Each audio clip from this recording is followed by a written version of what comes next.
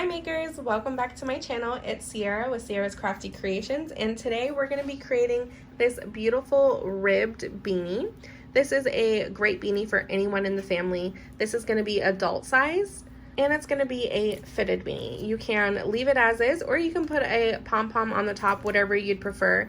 But this is the beanie that we're going to be making today. It looks like this when it's not being worn, but when we put it on our heads, it's going to stretch out and you'll get this beautiful ribbed knit look, and we're going to be crocheting this today. So let's jump into the materials that we're going to need.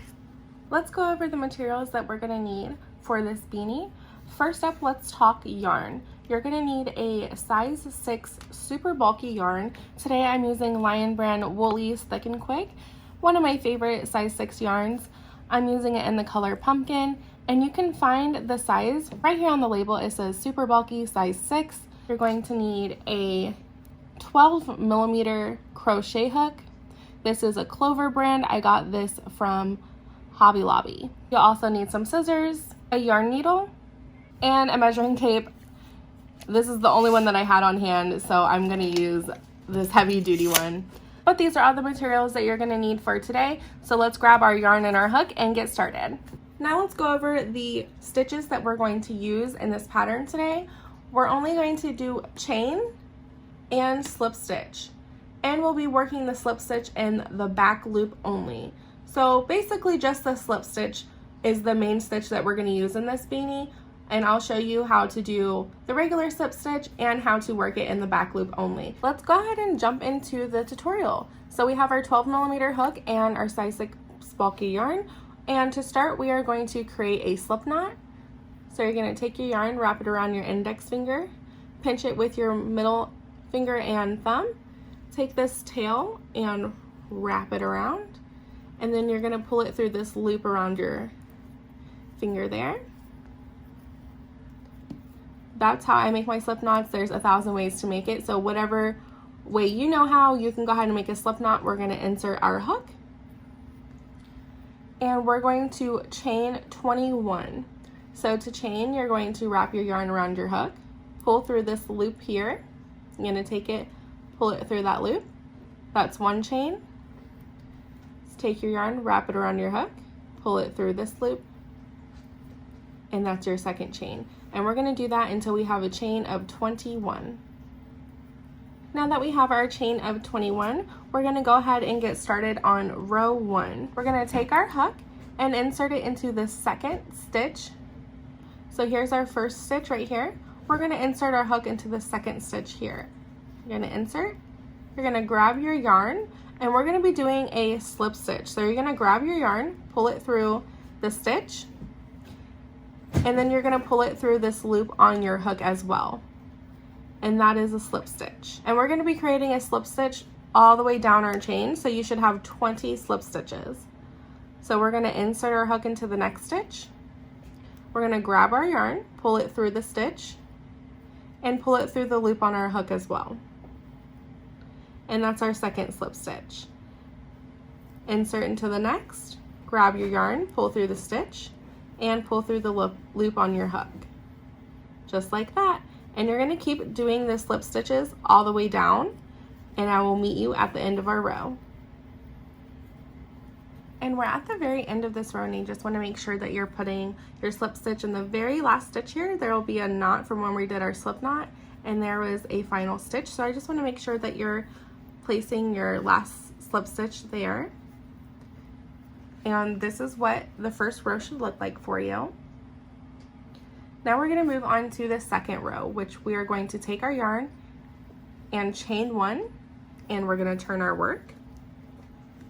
And this is where we're going to be working in the back loop only with our slip stitch. So it's going to be the same stitch that we just did, just a different placement. So if you can tell here, there are 2 loops that create the stitch. This is the front loop and this is the back loop. So normally when we go into stitches, we go underneath both of the stitches like this. So we have our front loop and our back loop, and we go under both of those. For a back loop only, we're going to just go in this back loop, placing our hook this way, and that's where we'll place our stitch. Sometimes it is hard to see, but this is our first stitch that we're going to want to go in. It is right by our chain 1. So we're going to take our hook, insert in the back loop only, grab our yarn, pull it through the back loop, and then pull it through the loop on our hook. And that's our first slip stitch. And we're going to do that in the back loops only all the way down the row.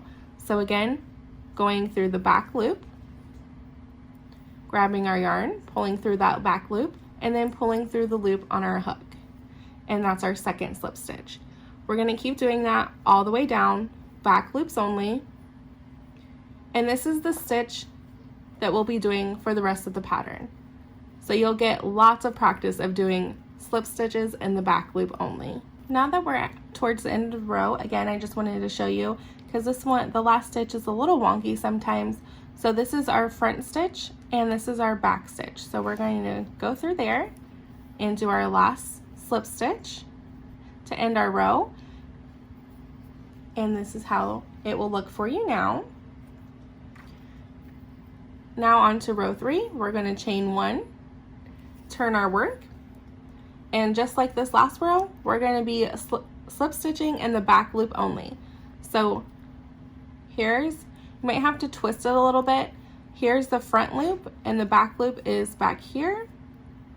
So we're going to go under here, grab our yarn, pull through, and then pull through the loop on our hook. So you might have to twist it so you can see your back loop, because our front loop is here and our back loop is a little hidden. And grab our yarn, pull through, and pull through again. So you're going to be creating those back loop slip stitches for this row and all the rows ahead. And I'll just quickly grab one of my other hats that I have with the same pattern.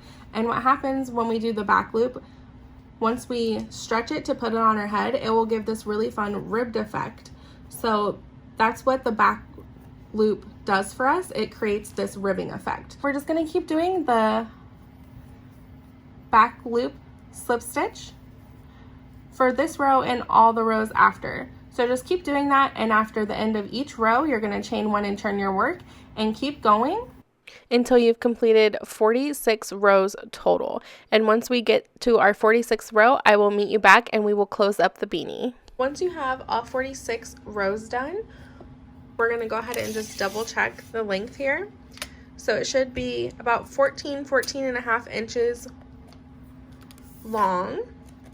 So you can do 46 rows or until you get 14 and a half inches. And now we're going to seam up the sides and the top to finish our beanie.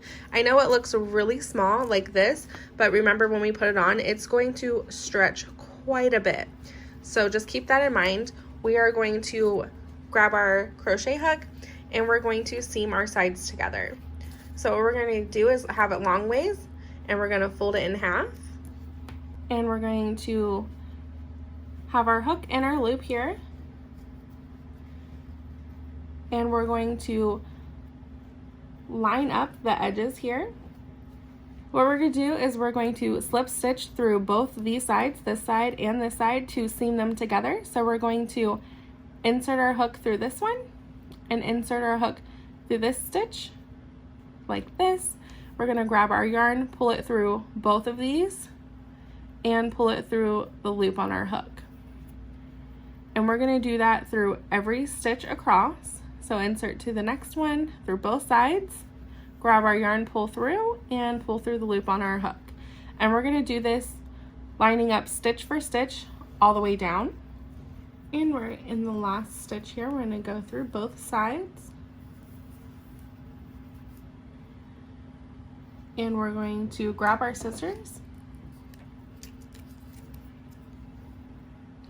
take about 12 inches and cut, leaving a super long tail. And we're going to do like we're chaining 1, where we're going to pull this tail all the way through, and that's going to close and do a little knot at the top. And now we kind of have a tube, and we need to use this tail to go in through the loops up here to cinch close the top of our hat. And you can use a yarn needle if you have one big enough, or you can use your crochet hook. I'm just going to use my hook, and what I'm going to do is I'm going to go in every other stitch at the top. So this opening here, I'm just gonna pull my yarn through, and then I'm gonna take my yarn back this way, gonna go skip this stitch, go into the next one, grab my yarn, pull it through, and just do this all the way around, just skipping one stitch, going into the next, and pulling our yarn through like this. And we're gonna do this all the way around, and I'll show you, if I pull on this tail tightly, it's gonna cinch up the spots that I've gone through. So skipping one stitch, pulling through to the next, all the way around. And now we're to where we started, so there's one opening right here left. I'm gonna put my last one in there, and now I'm going to take this yarn tail and pull it, and it's going to close up the top of the hat here. All right, and then once I got it really cinched closed nice and tight, I'm gonna take my tail, create a knot,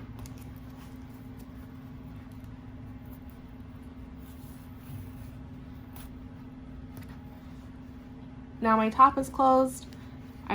We have our side seam, and what we can do is flip this inside out like this, and now our hat is completed. We have a tail here and a tail here left to weave in. Like I said, you can use your yarn needle to weave in your ends. And a little trick that I like to use when I have a small yarn needle and really bulky yarn is I like to use the yarn label. I cut off a small strip like this.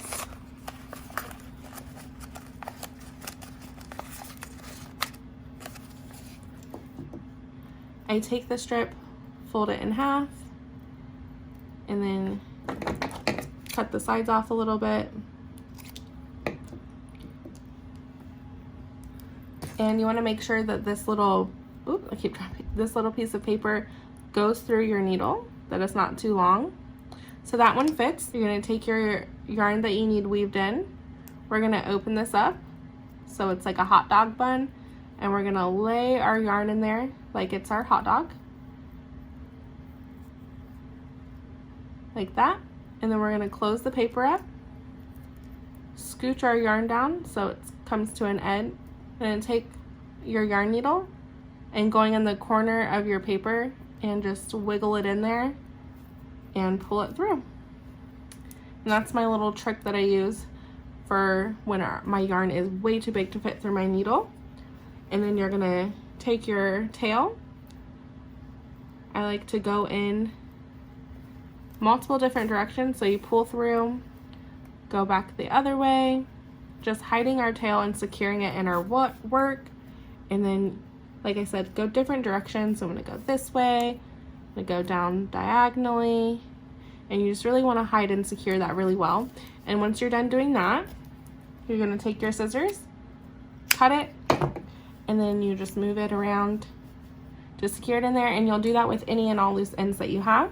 But this is what your finished beanie should look like, and when you try it on, it's going to stretch out and be this beautiful ribbed knit look, and you crocheted it. How cool is that? If you want to add a pom-pom to the hat, definitely feel free to. You can add a yarn pom or a faux fur pom. If you need help with attaching poms, I'll link my video below on how I attach my pom-poms to my beanies. But that's it, you guys. Your hat is all finished. I really hope that you enjoyed this tutorial. Be sure to give this video a thumbs up, and be sure to subscribe to my channel so that you can see all my future crochet and knit tutorials. That's it for today. Bye, guys.